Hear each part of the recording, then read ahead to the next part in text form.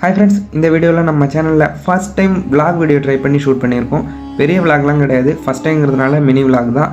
இந்த விளாகில் நம்ம எந்த இடத்த பார்க்க வரோம்னு பார்த்தீங்கன்னா, நாகை மாவட்டத்தில் உள்ள கோடியக்கரையில் அமைஞ்சிருக்கிற ராமர் பாதத்தை தான் இந்த வீடியோவில் பார்க்க போகிறோம்.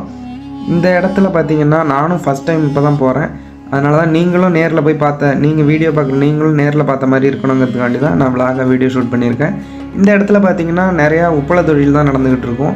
நாங்கள் போகிறப்பே நிறைய இடத்துல பார்த்தவங்க உப்பள தொழில் வேலையெல்லாம் நடந்துக்கிட்டு இருந்துச்சு, மேனுஃபேக்சரிங் பண்ணிக்கிட்டு இருந்தாங்க. ராமாயணம் படித்தவங்க எல்லாருக்குமே தெரிஞ்சிருக்கும். ராமரோட ஒய்ஃப் சீதையை ராவணன் கடத்திட்டு போனப்போ இலங்கைக்கு கூப்பிட்டுட்டு போயிட்டார். ராமர் அவங்கள தேடி வந்தப்போ இலங்கை இந்த வேதாரண்யத்தில் தெரியுதான்னு கோடியக்கரையில் நின்று பார்த்த இடம் தான் இந்த ராமர் பாதம். இங்கேருந்து பார்த்தப்போ அவருக்கு பார்த்திங்கன்னா ராவணனோட பின்புற கோட்டை தெரிஞ்சிருக்குதா சொல்கிறாங்க. இப்போ நம்ம ராமர் பாதத்துக்கு போகிற வழியிலேயே பார்த்திங்கன்னா மூலிகை வனங்கிற ஒரு இயற்கையான இடம் இங்கே கோடியக்கரையில் இருக்குது.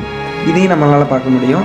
நீங்கள் ராமர் பாதத்தை பார்க்கணுன்னு ஆசைப்பட்டீங்கன்னா வேதாரண்யம் வந்துட்டிங்கன்னா வேதாரண்யம் பஸ் ஸ்டாண்ட்லேருந்து தெற்கு பக்கமாக கோடியக்கரைக்கு பஸ்ஸு போகும். அது ஒரு 5-5.5 கிலோமீட்டர் தான் இருக்கும் ராமர் பாதம். அதனால உங்களுக்கு ஒரு 10 ரூபா தான் செலவாகும் பஸ் டிக்கெட்டு. அடிக்கடி பஸ்ஸும் இருக்கும், நீங்கள் ரிட்டர்னும் திரும்பி வந்துக்கலாம், ஒன்றும் பிரச்சனை கிடையாது. நீங்கள் பைக்லேயில் போனீங்கன்னா அங்கே நிறையா குரங்கு இருக்கும். கையிலேயே எதுவும் வச்சுக்கிறது சேஃப்டி கிடையாது. பைக்லாம் எதுவும் வச்சுட்டு போனீங்கன்னா அது எப்படியா இருந்தாலும் பிரித்து பார்க்குறேன்ட்டு கவர் எல்லாமே கிழிக்கிறதுக்கு வாய்ப்பு இருக்குது. ஸோ எதுவுமே பைக்கில் எதுவும் வச்சுட்டு போயிடாதீங்க. நாங்கள் போனது பகல் நேரத்தில் தான் போனோங்க. இப்போ நம்ம ராமர் பாதத்தை பார்த்துக்கிட்டு இருக்கோம். பின்புறத்து மூலியமாக போய் தாக்கக்கூடாதுங்கிறதுக்காண்டி தான் அவர் ராமேஸ்வரம் போயிருக்காரு. இப்போது இந்த இடத்துல இவரோட காலடி பதிஞ்சிருக்கு. இதை ராமர் பாதமாக வணங்கிட்டு இருக்காங்க. இப்போ இந்த இடத்துலேருந்து நம்ம பார்க்குறப்போ நமக்கு இங்கேருந்து இலங்கை தெரியுதாங்கிறது இந்த வீடியோ ஃபுல்லாக பார்த்து தெரிஞ்சுக்கோங்க. வீடியோ ஸ்கிப் பண்ணால் ஃபுல்லாக பாருங்கள்.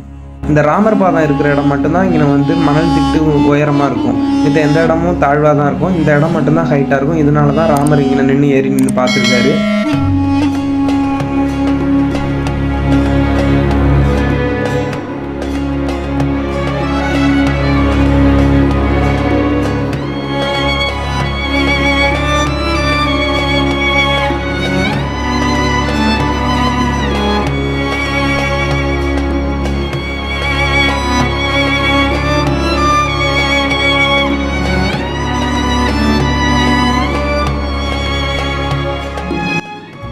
இப்போது இந்த இடத்துல இவரோட காலடி பதிஞ்சிருக்கு. இதை ராமர் பாதமாக வணங்கிட்டு இருக்காங்க.